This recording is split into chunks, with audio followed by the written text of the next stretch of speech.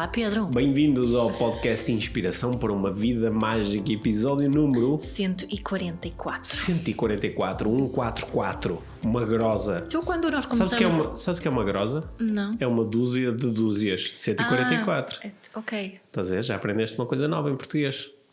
Estava aqui a Como é que pensar se diz em sueco? grosso, I think. Inventaste. Não, é isso. Dúzia é dussin. Sim, ias dizer que eu fico surpreendido sempre que tu dizes... Não era nada isso. Eu ia dizer que quando nós começamos este projeto, tu imaginavas que íamos ter tantos episódios? Não. Quando nós começamos o projeto, eu não sabia se íamos chegar ao episódio 3. Bom, cá estamos, 144. Cá estamos, 144. O que é que temos para anunciar? Temos para anunciar que estamos cada vez mais perto do Tour IVM. Dia 10 de Fevereiro em Coimbra, 12 de Fevereiro em Braga e 15 de Fevereiro em Lagoa. Os bilhetes estão à venda, portanto é só... Bilhetes solidários. Os bilhetes solidários estão à venda, portanto se quiserem estar connosco ao vivo e a cores nestes eventos e ainda por cima com a possibilidade de fazerem perguntas, é só comprarem bilhetes para vocês. Connosco e com os nossos convidados. Sim, bilhetes para vocês, para os vossos amigos. É interessante a quantidade de pessoas que ao longo dos últimos anos eu encontro nas mais variadas situações ou vêm fazer um curso ou mandam uma mensagem ou entram em contacto e dizem o primeiro contacto que eu tive convosco ou o primeiro contacto que eu tive com o desenvolvimento pessoal ou o primeiro contacto que eu tive com estas áreas foi no Inspiração para uma Vida Mágica. Ao vivo. Ao vivo, né? Em 2000... vamos fazer uma breve resenha histórica do Tour IVM. Então, o IVM teve uma primeira edição em 2015. Nós nesse ano fomos a 14 cidades. E nessa altura o IVM era basicamente eu no palco. Eras tu. Era eu no palco. Depois em 2018 voltamos a ter uma edição do IVM, levamos outra vez o IVM para a estrada, continuava a ser eu em palco e com alguns convidados em cada cidade onde estivemos, eu tinha alguém em palco e tu foste convidada em 2018. Vamos lá ver se tu te lembras. Mas antes disso, tivemos em São João da Madeira? Sim, acho que foi antes no disso. No Natal, no evento de Inspiração para uma Vida Mágica de Natal. Foi em 2017. Talvez tivemos os dois em palco e ficamos com vontade de repetir isso. Depois em 2018 tu foste convidada em alguns eventos em Lisboa, penso eu. E na Terceira. Na Ilha Terceira, na Maia, estiveste como convidada e ficamos ainda com mais vontade de vamos fazer os dois. Vamos fazer os dois. E portanto 2019 foi o primeiro ano em que o IVM foi connosco em palco. Tivemos em 6 cidades em fevereiro e depois em setembro tivemos no Coliseu de Lisboa e Porto. Foi bonita esta resenha histórica, não foi? Foi. Espetáculo, grande memória. Mas estou super entusiasmada com este formato que escolhemos para este ano. Acho que vai ser bem giro. Estás com expectativas? Não, eu disse que estou entusiasmada. Ok, boa. Não é diferente. Boa. Olha, uma coisa antes de iniciarmos a conversa desta semana. Eu escolhi este tema. Tu escolheste o tema e este tema tem tudo para dar confusão. Tem tudo para dar discussão, aliás. Sim. Ia só dizer que apesar de todo o trabalho que nós fazemos aqui no podcast e nas redes sociais e de muitas vezes eu fazer referência ao meu trabalho como formador nas áreas do coaching, da PNL, continuo a receber mensagens de pessoas que dizem Pedro, consegues-me aconselhar a um curso de coaching? Consegues-me aconselhar a um curso de PNL? Eu também recebo. Sim, também recebes. Então eu vou só aproveitar aqui estes 30 segundos para dizer sim, eu recomendo os cursos de coaching e de PNL da Life Training. Primeiro porque fui eu que criei e desenhei esses cursos de uma ponta à outra. Segundo porque sou eu que facilito esses cursos em conjunto com a equipa da Life Training. Portanto fica aqui a nota assim bem bold de que esses são os cursos que eu recomendo, tá bem? E são os mesmos cursos que eu recomendo. É os que tu recomendas, sim. Tu também participas muitas vezes nestes cursos. Sempre quando podes, como convidada especial, e eles acontecem coaching em Lisboa e Porto, PNL em Lisboa e Porto, apenas uma vez no ano em cada uma das cidades. Portanto, em 2020, se quiserem aprender coaching ou quiserem aprender programação neurolinguística, é só entrarem na página da Life Training, lifetraining.com.pt. Está lá a informação toda, podem pedir mais informação se necessitarem, podem fazer as inscrições, têm lá os valores das inscrições, está lá tudo. E se precisarem de ajuda, a equipa da Life Training gosta muito de ajudar. Muito bem. Dito isto, diz lá qual é o tema desta semana. Então, este tema veio depois de uns dias seguidos na nossa família. Sim. Já foi aqui algumas semanas atrás, onde houve discussões diariamente, que não é muito comum hoje em dia, acho eu. Não assim, 3 ou 4 dias seguidos com discussões não é normal. E por não ser normal, deve ser por isso que pensei mais neste tema de discussões. Mas quando estás a falar em discussões, estás a falar daquelas discussões assim... Sim, assim com a voz alta, até berros. E com os estados emocionais fortes. Sim, presentes. Não é só desentendimentos, ou não é só... eu tenho uma opinião, tu tens outra. Não, eu estou mesmo a falar de discussões, tipo murro na mesa. Olha, um dia destes, quando estivermos a discutir ou começarmos a discutir, vamos gravar. Um de nós vai se lembrar de, sem o outro saber, de carregar no botãozinho de record. Porque eu acho que muitas pessoas que nos ouvem não conseguem imaginar como nós conseguimos ser chatos. Ou que se calhar conseguem. Conseguem. Sim, quem nos conhece melhor acho que até consegue. Consegue imaginar que... Os nossos filhos conseguem. Mas eu acho que há muitas pessoas que conseguem imaginar que o Pedro deve ser um grande chato a discutir, mas a minha não. Não. Se eles soubessem. Exato. Bom, portanto eu queria falar sobre discussões. O que é que são discussões? E queria trazer para aqui também um bocadinho de teoria que vem do John Gottman, que acho que é o grande senhor, a grande pessoa na área de relacionamentos, de terapia do casal e em trabalhos sobre emoções e por aí fora. Ele tem o Gottman Institute, que tem um material mesmo muito, muito interessante. E queres que eu já fale sobre isto ou vamos falar sobre outro? Queres falar? Eu acho que quando nós estamos a falar aqui de discussões, estamos a falar de momentos onde 2 ou mais pessoas têm dificuldade em valorizar os pontos de vista umas das outras, ou têm dificuldade em criar intenções comuns. Sim, uma discussão é acima de um conflito, não é só um conflito, não é? Sim, porque um conflito pode ser um conflito pacífico. Sim, o meu grande guru Jesper, ele costuma dizer que um conflito acontece quando uma pessoa quer uma coisa e outra pessoa quer outra. Sim, e pode ser pacífico. Sim. Não é? Um conflito não é necessariamente uma discussão. Sim, mas quando é que um conflito se transforma numa discussão? Quando começam a existir, a estarem presentes certos estados emocionais, não é? Quando começamos a haver falta de certos recursos, não é? Foi isso que aqui a minha reflexão começou por pensar, ok, o que é que aconteceu nestes últimos dias que proporcionou estes conflitos? Porque os temas não eram novos, ou seja, não é novas nem eram grandes, eram coisas pequeninas. Aliás, neste momento nem te consigo dizer sobre o que é que era. Eu não me lembro de alguns temas. Lembras-te? Sim. A sério? Eu não. Eu sou mais ressabiado. Então eu consigo identificar em mim e nas outras pessoas envolvidas, que não eras só tu, também eram nossos filhos, que havia um denominador em comum em todas as situações, que era cansaço. O cansaço estava bem presente nas situações. Ou seja, quando estamos mais cansados física e mentalmente, é mais fácil discutirmos. Exato. Segunda coisa, que era nomeadamente, estava uma coisa que estava presente mais nos nossos filhos, um deles, uma discussão que me lembro, foi fome. Portanto, o miúdo estava com fome e isso diminui imenso a capacidade de... Ou seja, primeiro dorme-se, depois come-se e depois é que se discute. Sim, exato.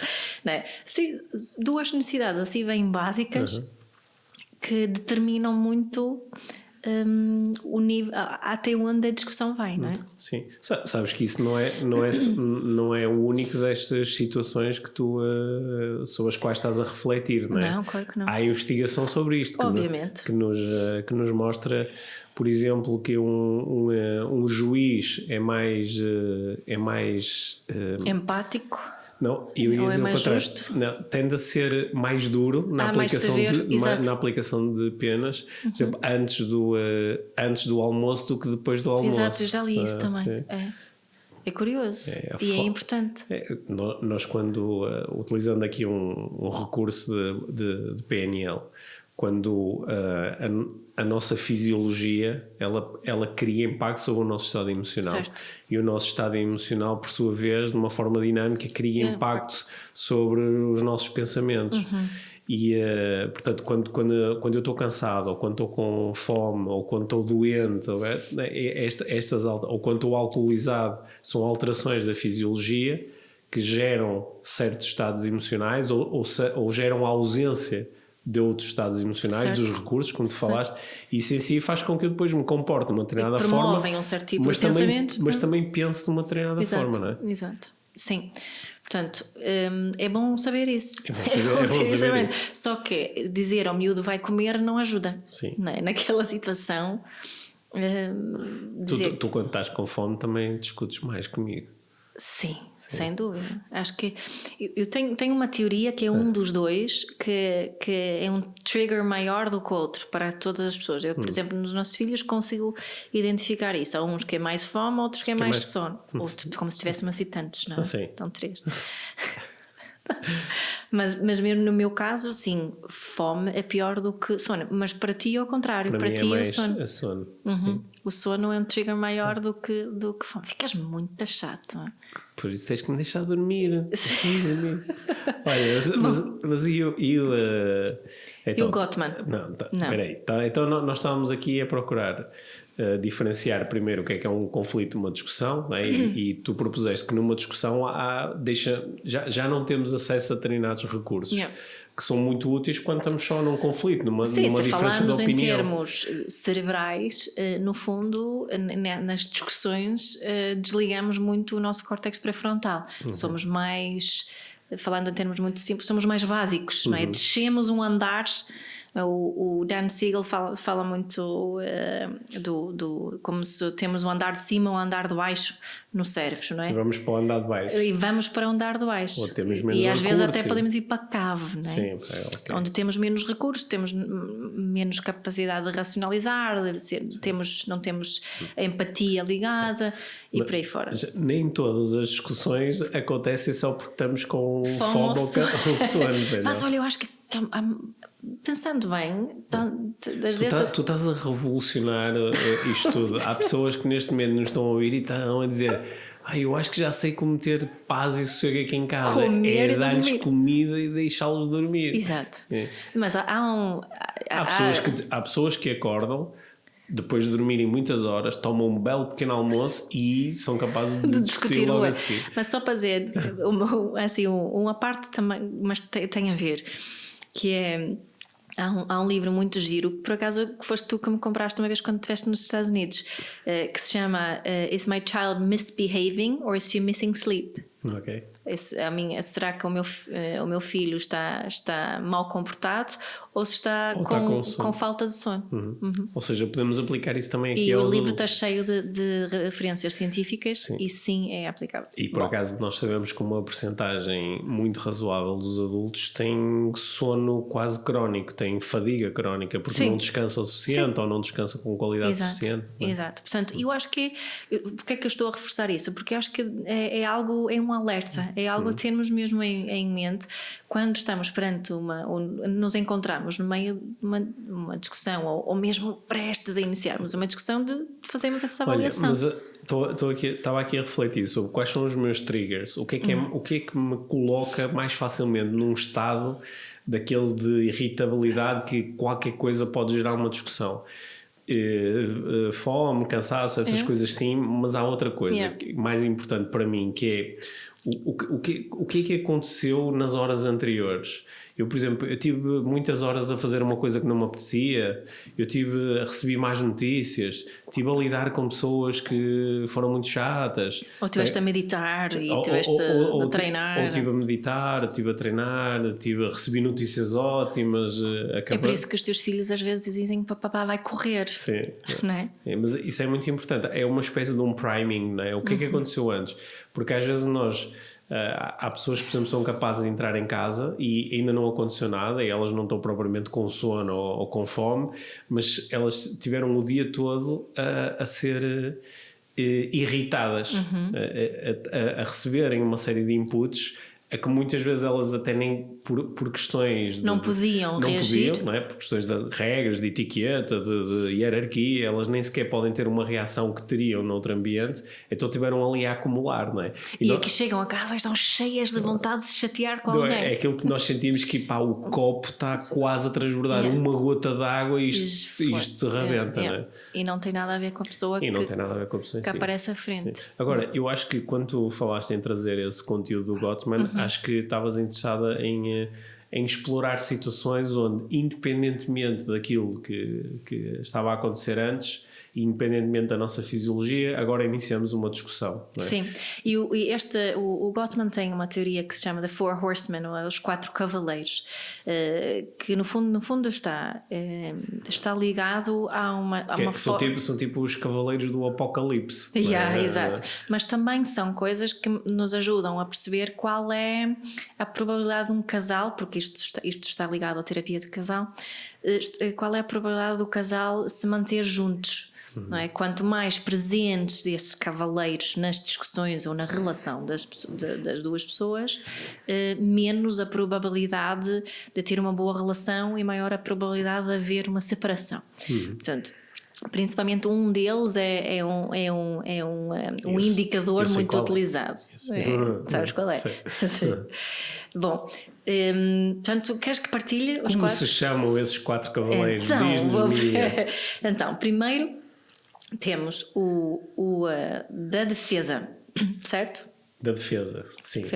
Temos o da defesa. O que é o cavaleiro da defesa? O cavaleiro da defesa é aquele que muitas vezes se faz de vítima, não é? O cavaleiro de defesa é aquele que acusa o outro, que julga muito o outro, que acusa o outro e que não assume a responsabilidade. Acho que a responsabilidade é sempre do outro. Ou seja, quando esse cavaleiro está presente, eu basicamente estou-me a defender. Estou-me a defender, muitas vezes através de contra-ataque. Eu não consigo fazer diferente por não sei o quê e eu estou sempre culpado. Lá estás tu sempre a chatear-me, sou sempre eu. Agora estamos a misturar. Aí não estava a fazer a defesa? Não, estavas a misturar com a crítica. Ok.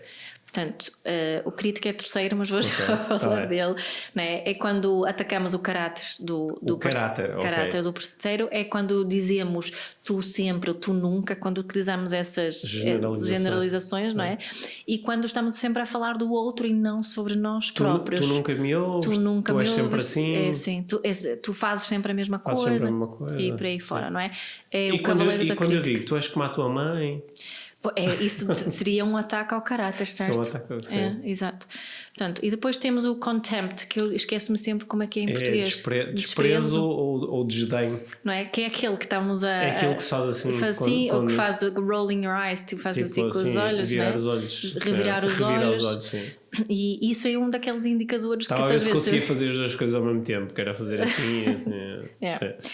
Mas este de revirar os olhos, às vezes brinca-se com isso, se entre um casal, se conseguirmos identificar que um deles ou ambos utilizam muito essa forma de exprimir, não é? A linguagem da face, o revirar os olhos é um indicador de que a relação não está muito bem. Sim, eu lembro-me há uns anos, ainda falta o quarto cavaleiro, não é? Sim, mas ainda não acabei com este também. Mas lembro que a primeira vez que eu ouvi falar no John Gottman foi num livro, salvo erro, foi num livro do Malcolm Gladwell, eu penso que no Blink, onde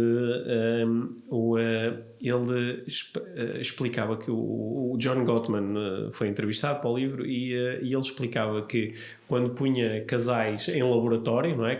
Basicamente com câmaras a apontar para ambos, pedia-lhes para eles falarem sobre temas, eles às vezes desligavam o micro, tipo, não interessa do que é que eles estão a falar. Aliás, a investigação dele mostrou que é igualmente válido. Vamos discutir a grande cena da nossa vida ou vamos, uma coisa pequenina. Ou vamos discutir onde é que vamos tomar um pequeno almoço Exato. amanhã. Que o sinal que estatisticamente indicava uma maior probabilidade das pessoas virem a separar-se era quando um estava a falar, o outro revirava os olhos. Exato. Eu presto muita atenção a isso, sobretudo quando estamos a conversar com um casal ou numa situação em que está um casal e em que um dos elementos do casal está a falar com outras pessoas, ou seja, eles não estão a falar entre si. Por exemplo, imagina, estou sentado com um casal e ele está a falar comigo. E quando ele está a falar comigo e diz uma coisa do género, porque eu quando era novo fazia não sei o quê, e ela começa a revirar os olhos, ou ao contrário, não é? E esse revirar dos olhos, lembro-me, desse estudo. Salta-me sempre o Gottman a dizer, ui, pá, é que isto está mal. Exato. Mas além do revirar os olhos, tem aquelas pessoas que agir com superioridade, não é? De achar-se superior ao parceiro. E também tu não percebes nada disto. Exato, tu não percebes nada disso, deixa-me tratar, eu é que trato, eu é que sei, e por aí fora, não é? Sim. E também uma espécie de bullying, né, que também pode acontecer, ou chamar nomes. Por aí fora. Portanto, que é desprezo, desdém. Chamar nomes, sim. Continua a ser pertencer a esse cavaleiro. E depois o último é a frieza, né, que em inglês chamam isso stonewalling, não sei, frieza pode ser em português, né? É construir um muro, sim, mas frieza. Portanto, é tipo desligar completamente, um shutdown, ir embora. Ir embora ou fazer de conta que estou ocupado. Sim. Em que estás a falar, ou dizer agora não quero falar sobre isso. É isso. Portanto, esse não é stonewalling, é colocar Visto como eu fui bom a fazer isso. Este aqui foi o que me lembrei mais rápido de exemplos, porque é o meu quando eu ouvi isso quando vi esses cavaleiros, liguei-me logo com este é o cavaleiro que a maior parte, acho que 80% são homens que utilizam muito o stonewalling. E é também o cavaleiro que surge mais vezes. E eu até estive a pensar, este era provavelmente também o cavaleiro que o meu pai utiliza nas discussões, que é ficar calado. E eu reproduzi também muito dessa estratégia. Que é, há um momento em que eu desligo, não é que eu deixo eu continuo a ouvir, claro, estava uma discussão, aquilo é a coisa mais importante, certo. Só que posso fazer, de facto, agora vou ler um livro, não é? Vou fazer outra coisa, mesmo que aquilo continue ali, está muito ativo internamente. Certo. Mas não me envolvo na discussão. Sim, ou agora não, ou assim não dava-me embora. Não é? Exato. Numa dessas discussões de tu estavas a falar há umas semanas com os nossos filhos, com a nossa filha, eu fui-me embora. Tu foste embora, mas antes de ires embora estavas muito na crítica. Na crítica, sim. Estavas muito na crítica. Na crítica, ou seja, a outra pessoa está, por exemplo, a partilhar como é que se sente e eu ataco-a, é isso? Critico-a por isso. Sim, pode ser isso, mas aí que estás também no defensiveness, não é? Acho que estavas a fazer uma mistura entre defensiveness e na crítica falas sobre a outra pessoa e não falas sobre ti próprio. Tu é que devias fazer diferente, ou tu é que devias lidar com isto de uma forma diferente. Exato. E estás sempre a fazer a mesma coisa, essa é a parte da crítica.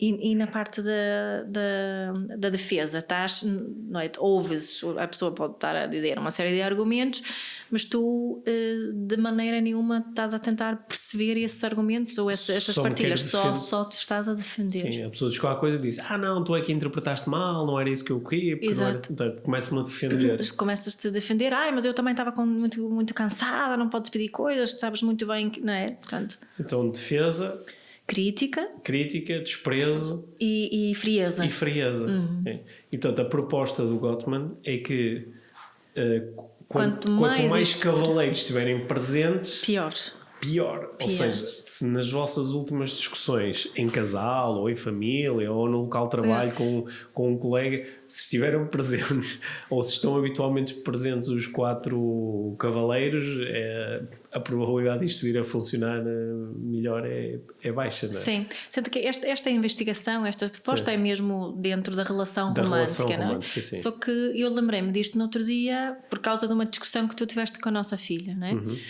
E acho que é perfeitamente aplicável na mesma, termos isso em atenção se nós estamos. A proposta aqui não é tanto ver o que o outro está a fazer, não é? A proposta aqui é nós refletirmos sobre quais desses cavaleiros estou eu a utilizar. Isso é que aqui é o convite.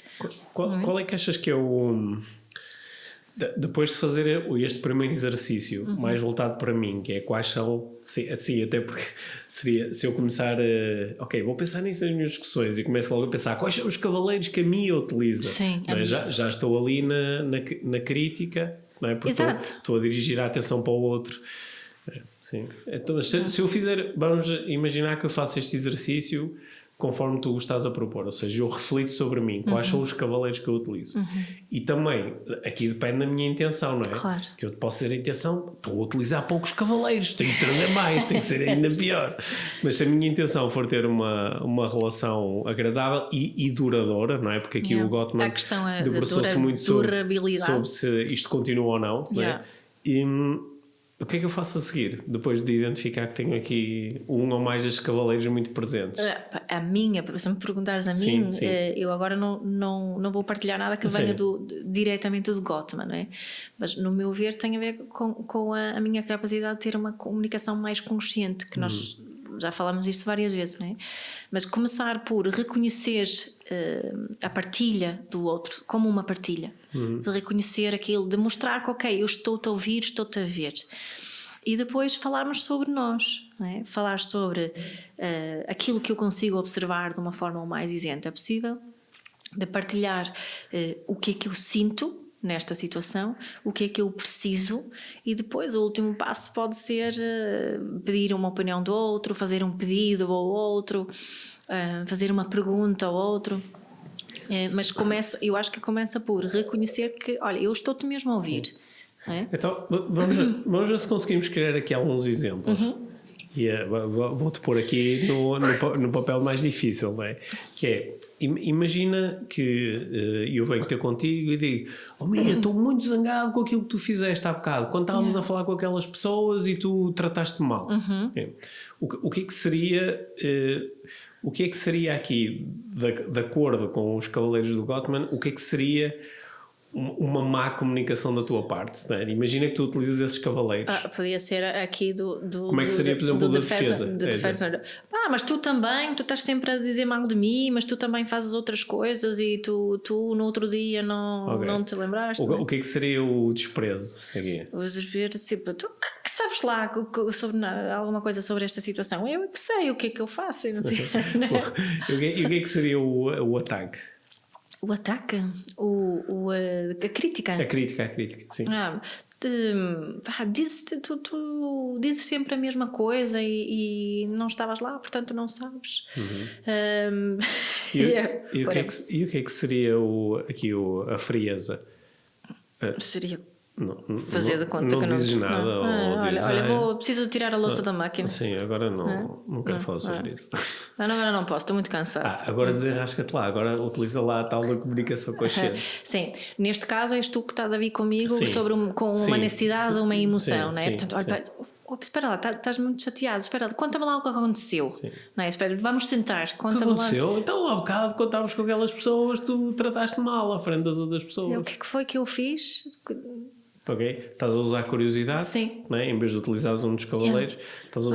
Sentiste, envergonhei-te, foi? Ok? Estás-me a procurar ajudar a eu verbalizar melhor o que é que está a acontecer comigo. Sim, tu envergonhaste-me. Sim. Pois é, não foi nada em minha intenção. Peço imensa desculpa por isso ter acontecido. Olha, queres-me contar mais? Ok. Portanto, aquilo que tu estás a procurar fazer aí, do que eu observo, é estás a evitar utilizar os cavaleiros e em lugar disso estás a mostrar curiosidade, estás a procurar ativar empatia, não é? Que é procurar relacionar-te com aquilo que eu estou realmente a sentir, estás a reconhecer, estás-me a ver, não é? Estás-me a prestar atenção. Portanto, estas serão as chaves aqui no processo. Há um pull, uma atração muito grande pela defesa logo, né? Que é defender-me, justificar-me, dizer não foi isso, tu é que interpretaste mal, começar a criticar, tu é que me criticaste mal como fazes sempre. Sim, isso estás a dizer, acho que é bom introduzir essa palavra também aqui na parte da defesa, é da justificação. Né? Temos muita tendência nas discussões de nos justificarmos para termos razão, né? Também é uma das coisas que eu faço muito, que é quando no meio de uma discussão tu dizes alguma coisa e eu, não foi bem assim, porque mas é que eu tinha feito isso por causa daquilo, porque eu antes já estava e começo a justificar. E justificar é defesa e às vezes também é quase às vezes o que eu sinto é que tu também quase a utilizar uma manobra de diversão, que é, agora vamos focar sobre essa coisa pequenina e eu vou-te explicar essa coisa, quando o que estava aqui realmente em causa era a forma como tu te estavas a sentir. Certo. Não é? E isso passa para segundo plano. Porque no fundo, se nós olharmos para todo o comportamento como uma forma de nós comunicarmos as nossas necessidades de alguma forma, não é? É isso, quando estamos a receber, quando tu vens ter comigo assim chateado dessa forma, estás chateado por alguma coisa que eu fiz, na base dessa irritação, esta frustração, zanga, tristeza, whatever, não é? Está uma necessidade tua por satisfazer. E acho que isso, claro que quando estamos muito nesta linha, fazer isso com crianças é mais fácil do que quando estamos com um adulto, onde ambos são responsáveis pela relação. Não é? Esse talvez seja o maior desafio, não é? Porque conseguir utilizar este conteúdo que tu trouxeste aqui e conseguir perceber, ok, eu estou a utilizar estas estratégias, elas não são muito boas porque vão danificar a relação, deixam-me fazer coisas diferentes, né? Então eu agora reconheço e sou curioso e não sei o quê. Só que depois, a seguir, há uma situação a seguir onde sou eu que chego e estou a entregar algo à outra pessoa. E a outra pessoa utiliza os cavaleiros. E quer dizer, eu tirei os cavaleiros de jogo, mas o outro vem com os cavaleiros todos. Aquela proposta que fiz há bocado de comunicar o que eu observo, o que eu preciso, o que eu sinto e aquilo que eu quero, de alguma forma facilita isso para outra pessoa. É mais fácil para outra pessoa evitar utilizar os cavaleiros se eu me exprimir dessa forma antes, não é? Okay, bom. E se tu não utilizares os cavaleiros também diminuis a probabilidade da outra pessoa estar a utilizar, não é? Penso que sim. Até porque aqui cada casal ou cada par que possa explorar aqui este conteúdo pode perceber qual é também a dinâmica, porque às vezes a dinâmica é, por exemplo, quando eu jogo o cavaleiro da crítica, o outro joga o cavaleiro da crítica e há uma escalada e claro que misturamos os cavaleiros, portanto a defesa e a crítica vêm muitas vezes de mãos dadas, não é? Sim. Acho que também pode ser interessante pensar em quase nisto como um jogo, que é um jogo que não é nada positivo, porque é um jogo de parece que estamos a tentar ganhar alguma coisa, né? E em que um joga um cavaleiro e o outro joga outro. Mas eu acho que uma das principais frustrações em relação às discussões que algumas pessoas me trazem, por exemplo, numa sessão de coaching ou um aluno que está num curso e começa a falar sobre isto eu aumentei a minha consciência em relação àquilo que está realmente a acontecer quando discutimos.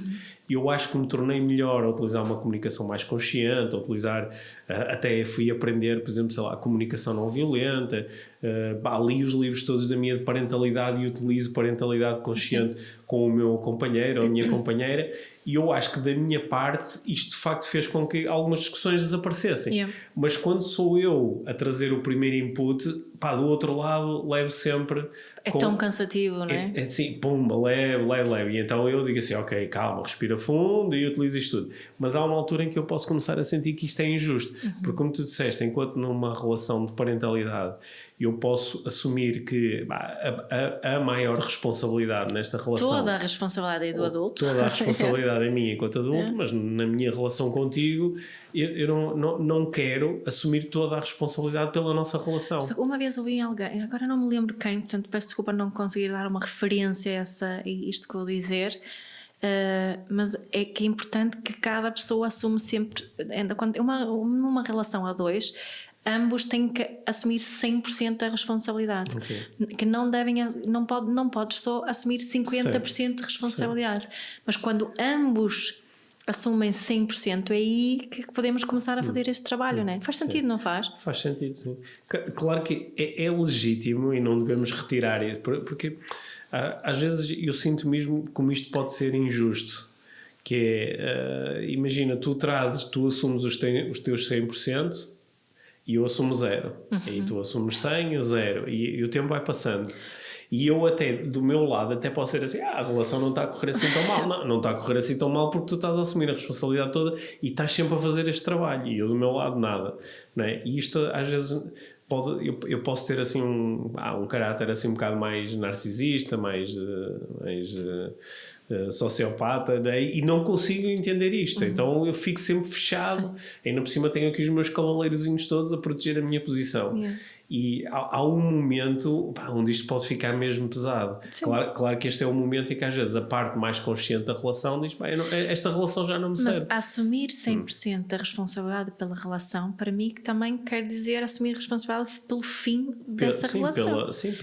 Pelo fim ou pela alteração da natureza da relação. Sim. Isso faz parte desses 100%. Isso faz parte. E isso é se calhar dos 90 aos 100 é aqueles 10% últimos que às vezes algumas pessoas têm muita dificuldade em assumir. Que é, eu assumi tudo, mas agora não sou capaz de assumir isto. Certo, sim. Ou seja, mais uma vez, o que é que se pode fazer? O que é o ideal? É pôr ouvir, por exemplo, esta nossa conversa ou conversas semelhantes em casal, em dupla, que é para depois poder pensar um bocadinho sobre isto. E com cuidado de não parecer que estejamos a utilizar o desprezo, aquela ideia de que eu sou superior porque eu ando a ouvir isto e agora sei estas coisas todas, portanto pega lá, ouve tu também. Não, vamos ouvir os dois e vamos refletir, vamos falar sobre isto. É mesmo importante há uma grande diferença e é fácil quando há essas diferenças tão grandes numa relação. Às vezes de consciência. usamos isto como uma arma de arremesso. Exato, portanto é preciso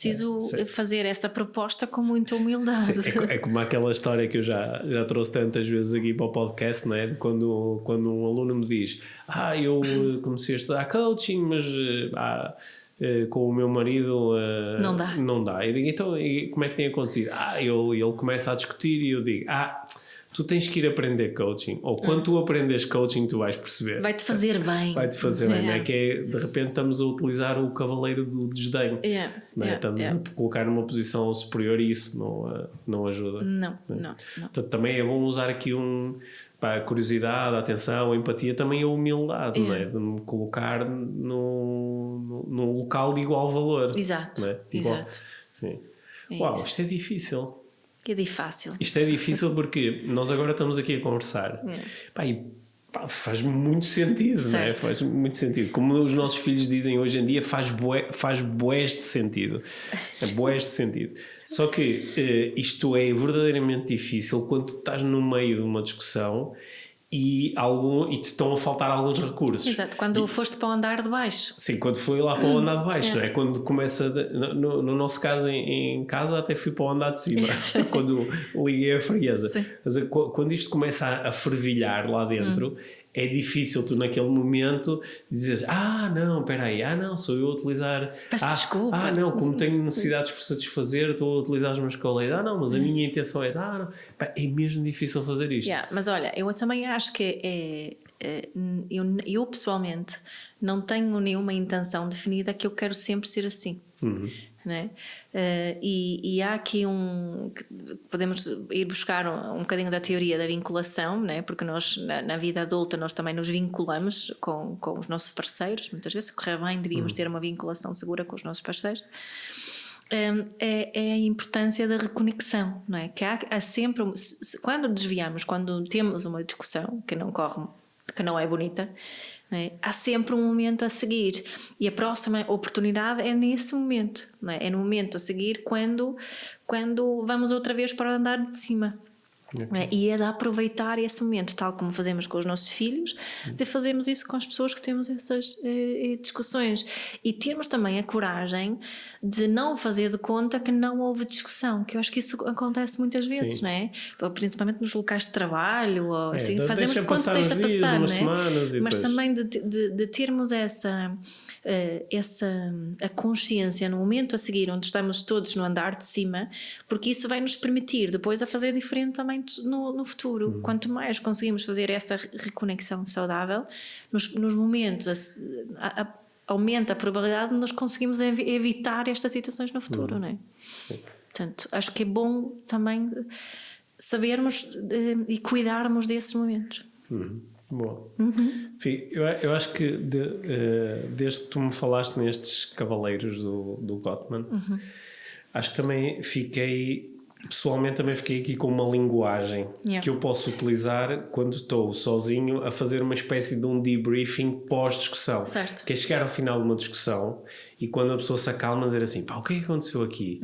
Pois, eu tive ali o tempo todo a defender-me, ou eu tive o tempo todo, ou acabei por fugir e fiz de conta que não tinha nada para dizer, ou tive só a desdenhar da outra pessoa, não é? Ou tive a criticá-la o tempo todo, no fundo tive a criticá-la por dizer que ela é que estava a ser agressiva.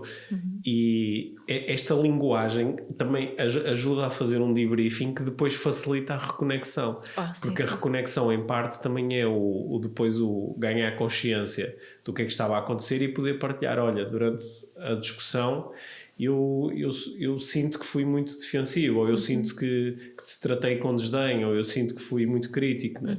Esta linguagem, ter linguagem também é importante, porque senão chegamos ao final e pronto, já passou, dá-me um abraço. Só que ficaram ali coisas por tratar, né? E portanto agradeço-te me teres dado esta linguagem, ou agradeço ao Gottman que fez um trabalho incrível, que trabalham com ele. Sim. E é bom termos esse autoconhecimento, não é? Porque eu sei, no meu caso, eu vou muito para a crítica, mas também vou para o desdém, não é? Nas nossas relações, nas nossas discussões pessoais.